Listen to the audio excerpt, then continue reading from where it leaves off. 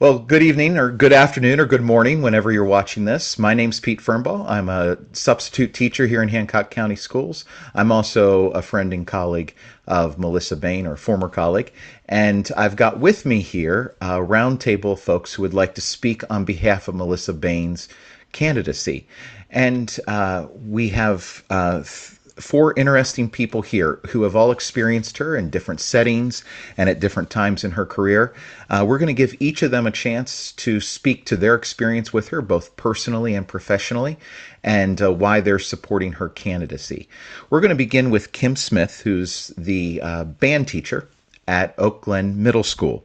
She's also been a former colleague of Melissa Bane's and a longtime friend. And she also serves, she's very involved in education in her community, and she's currently on the board of East Liverpool Christian School. Is that right, Kim? Yes, it is. All right. So I guess my first question for you is, from a personal perspective, why are you supporting Melissa Bane's candidacy?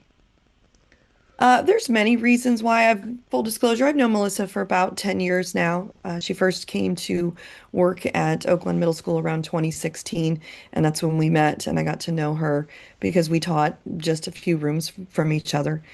One of the things that I respect greatly about Melissa is she doesn't dive in head first without really mulling over a problem and Hmm. thinking about it. And this is true for a political issue. It is true for preparing for her classes because I've seen her prepare very in-depth, very engaging lessons for her kids. And she doesn't just spur of the moment do something. She really thinks things through very Right. thoroughly and she consults people.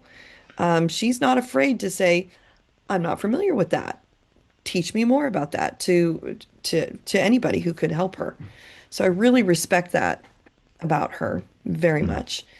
And the other thing that I really respect about her, and I know it's a very important part about being a board member. I am a school board member. I don't live in Hancock County. I work for Hancock County Schools, but I live in East Liverpool, Ohio. And so my children go to a different district, and I'm a board member of their school.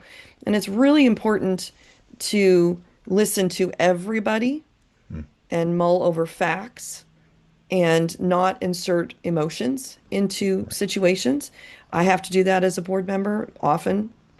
And it's very important to listen, weigh, and act according to law or handbook or whatever it is that your entity needs to act by. And she's very, very good at listening and really asking good probing questions when formulating a decision. And I really respect that about her. And I know that that is an excellent quality in a school board member. So that's why I support her. Excellent. Yeah, I think I did an interview with her last week, and I think that really came through how thorough she is in her research, in her ability to ask questions, in her ability to think deeply about an issue. What's your personal experience with her? What would you like to say more specifically about the impact she's had on you personally, on Hancock County schools, and then if I know this is kind of a three-part question, but if you could get into the impact you believe she will have as a member of the Board of Education. She's had an impact on me personally as a good friend. She's not a fair-weathered friend. If she asks you how you're doing, she really wants to know. Right. It's not a superficial question. And that may seem light or trivial to somebody, but for someone who has now had the privilege of having her as a friend for 10 years, and now she doesn't work in the building I work in. She works for a completely different entity than I do. She still reaches out, wants to know how I'm doing. How is my family doing? What's going on in my life? So she doesn't break off relationships when she has changed perspective or changed jobs. And Right. that's again a really important thing to have. My earpiece fell out on the other side. That's okay. Um, really important quality to have because you're not always going to be in the same job, but you care Right. about the connections in your community. And she may not have always lived in Hancock County. We grow up, we go to school other places, but she's come home and she has a deep, deep rooted connection here. She wants Hancock County to thrive. She wants the schools to thrive. She wants the children to thrive. Her passion for education, for making sure that every kid learns, every kid is successful, every kid has those opportunities, has always been apparent in any level of education that she's done. I've seen it Right. from the time she was a kindergarten teacher to a STEAM teacher in my building, and now she coordinates STEAM for the entire state of West Virginia. That's passion. And Yeah. that's the kind of person we need on the school board Right. who cares about the community, who lives here and wants to continue to be a part of that community and serve. She's Yeah. service minded. Very service minded. I think also another thing that stands out to me about her is that she also it's a passion now that she's working statewide. It's a passion that now extends to all 55 counties, and she now has this statewide perspective, and she has the ability to bring that to Hancock County. Mhm. Garrett, I'm going to go to you. Garrett Railing is also a colleague, a former colleague of Melissa's. He lives in Chester. He actually, if I'm not mistaken, you succeeded her in her classroom, correct? You followed in the makerspace classroom that she established at Oak Glen Middle School, and currently you're a teacher at Weir High. Um, Same questions. Starting with why are you supporting her candidacy, and then we can get into the more specifics of why of your personal experience with her. So I'll start with a little bit of backstory. I taught English as a long-term substitute for the year before I succeeded her, and the students love her. She's very she always puts the students first. I feel like Mm, that's one of her best qualities. When I did replace her the following year, whenever she finally left for that STEM job at WVU, I know it's STEAM now, but everybody kind of knows it's STEM. hmm Um, but she, most of the time in a situation like that, you're not going to have a teacher that kind of sticks behind and gives you several weeks of their own personal time to help make sure that you're acclimated and ready to take on that position. And the makerspace, with it being a kind of a different class than most classes, and very hands-on, um, and she, on her own free time, she would come in and just make sure that I was ready to teach the students, and learn about all the different things, all the different projects that she did. And it allowed me to excel. And I know it was very helpful to me, but more so, it was helpful to the students. It allowed them that continuity as much as possible for the transition from her to me whenever she went to WVU. And then she continued to check in over time, and she would text me, periodically and just make sure everything was okay. Um, and that to me, she's just a natural leader, and mm. she's got a diverse experience. She's taught all grade levels and several different settings, and she's so intelligent is really her, one of her best qualities, and she's very selfless, I would say. Yeah, and I think a lot of us can attest to have worked in education. It's not usual for a teacher after they've left a position to then follow up with the person who follows them to see how things are going. I mean, her attention to detail and her passion to make sure that what she started and what she's helped others start succeed is very unique. So, based on that experience with her, um, what would you like to say about Melissa and the impact she's had? You've already spoken a little bit to this, but let's get a little more into the weeds here.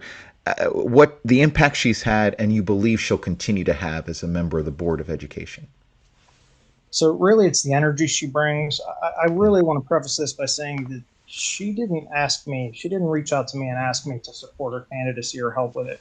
I volunteered when I found out she was running because I really believe she's a great fit. Mm, She puts the students first, and she's process driven rather than like a results based. She's very open minded. She's extremely selfless, and like I said, the energy that she would bring, even if it's something that she stepped into that maybe she wasn't fully familiar with, she would work tirelessly to to understand the situation and really give you the best results. She really is. She's a top candidate for this position. Absolutely. Excellent. One thing that came out in my interview with her was how she, one thing we were reflecting on is I was reflecting on, she wasn't, but as not only a citizen of Hancock County, but as a voter, when all of the issues were happening earlier this year, I never thought to reach out to a Board of Education member. That just never occurred to me. And I realized that the reason for that is they don't, and this is not a harsh criticism, it's just an observation.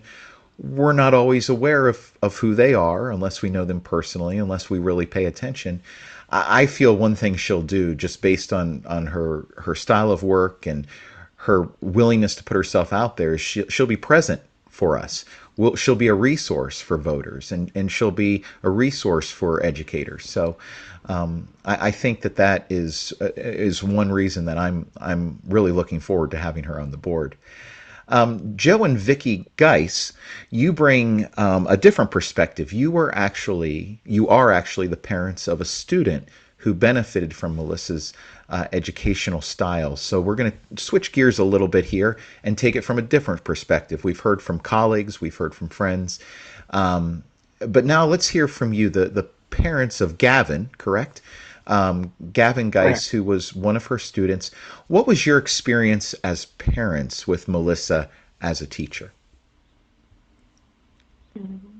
Well, I really like the fact that you pointed out that we're looking at this from a completely different perspective. We're not a super personal friend, although we consider her a personal friend now. We're not former colleagues, so we're really looking at it from what I feel the community looks at it as one of the most important standpoints. Absolutely. We're parents. Mm-hmm. We want someone in there that is going to represent the best interest for our children. And I have to say, from first step into her classroom, we were just amazed. The level of organization in the room, I'm kind of particular about things, just each student's desk was perfect. And that right there, just like that's you're really off to a good start with me, but, and we always knew that Gavin we felt Gavin was just like any other parents. We felt like Gavin, he's a smart kid, but just from day one, him coming home and the level that he was learning at, and, every time we run into, we still call her Mrs. Bane. She's just Mrs. Bane to us. Right. Every time we see her, we always make it a point to thank her, because I really feel that Gavin he's excelled in his learning over the years because of the start that he got. He's in the top of the class at Oak Glen. He's off, going to be going to WVU next year. We're extremely proud of his accomplishments, National Honor Society. But that's why we support Mrs. Bane. And I just made some notes when I heard the other people talking. I feel she's going to bring a level of organization to the whole situation. And Kim, you pointed out a fact that she just doesn't jump right into something. I mean, she's really going to research this. He's not just going to go in there and say, I've been sitting in my armchair and this is how the situation needs fixed. She's going to look at every aspect, because I guarantee, we all have our thoughts on this whole situation, but, I know just like from my work that there's always another little niche that you might not have known about. So it's important that someone's going to be in there that is going to look so in depth to the whole situation. And that's just my personal feelings. I'm going to let the wife. I didn't mean to take up all the time. You're fine. I agree with all that. And the only thing I would add, I guess, is just, this is, Gavin is 18, a senior now, and he had her as his kindergarten teacher. And then he had her again in, I believe it was 6th grade for the STEAM, or back then it was STEM program. Yeah. And I just remember him always saying how positive and cheerful she was. And she definitely looked out for the best interest of the kids. And I was surprised she's even followed through I'll probably get teary-eyed. Like, she was at the National Honor Society a couple weeks ago for the same group of kids, and like she was super proud of like our son and like Maddox McKay, Riley Sportsmiller. It was all kids that she had in kindergarten, and it was like she was proud that those were her kids and they were doing National Honor Society. And I told her, well, those 3 are in the top 5 of Oak Glen right now. Like, and she was just beaming, like she, may have had something to do with that. And, of course I told her she did. Yeah. But, we just like that she, set them up for a great start. And, she seems to still have pride in kids that she taught, all those years ago. She's still following through with talking about going to graduation and, just seems to still care after all these years. Yeah, that's wonderful. Yeah, go ahead, Joe. Well, that adds the thing, she has her position with WVU, which is she could so easily just walk away and just be so in depth with her own career right now. But for someone to come, she has a huge task that she's undertaken for WVU, but yet she still wants to come home. She still has these students of Hancock County, in her heart, in her mind, and she wants to do for them. That says a lot to me. That, we're very appreciative of her. It's so amazing. You really highlight how she goes above and beyond. Everyone has kind of spoken to that, but you really highlight how she goes above and beyond the call of duty in a way. And that is something I've always noticed about her, how she draws out of students what they may not realize about themselves. When you go to cast that vote on May 12th, what is the impact that you hope she'll continue to have on Hancock County Schools as a Board of Education member? I hope that she's going to take what she puts forth in the classroom and just put that into the whole school system. If she does that, we're off to a great start. Absolutely. Because she's just going to expand on that every day. I mean, I just have full confidence that, she's just going to be a board member that cares and cares very much. Absolutely. Well, one of the things yeah, go ahead. It's just kind of a simple approach to it, but yeah, that's how I'm looking at it. Do you agree with that, Vicki? Do you have anything to add to that?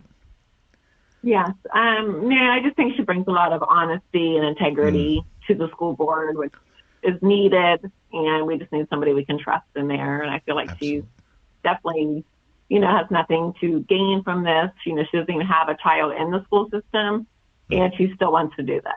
And she just seems to us extremely trustworthy and of highest integrity.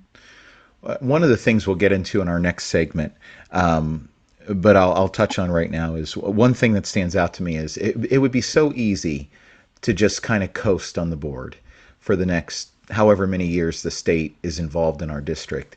But one thing I discussed with her is this is actually the time where you start establish. Not only do you hold the state accountable as best you can, but you start to establish the vision for what the county is going to look like afterwards. And I feel like she's always forward thinking, and she's always thinking, what's next? Where are we going with what we're doing right now, and how does this apply to the future? Clearly, as she did with Gavin, and she still checks in. So I just want to share with everybody one thing before we sign off here. Let's see if I can find it here. I'm doing this live, so I want to share with everybody, when we did our interview with Melissa last week, her website was not live, but it is live now.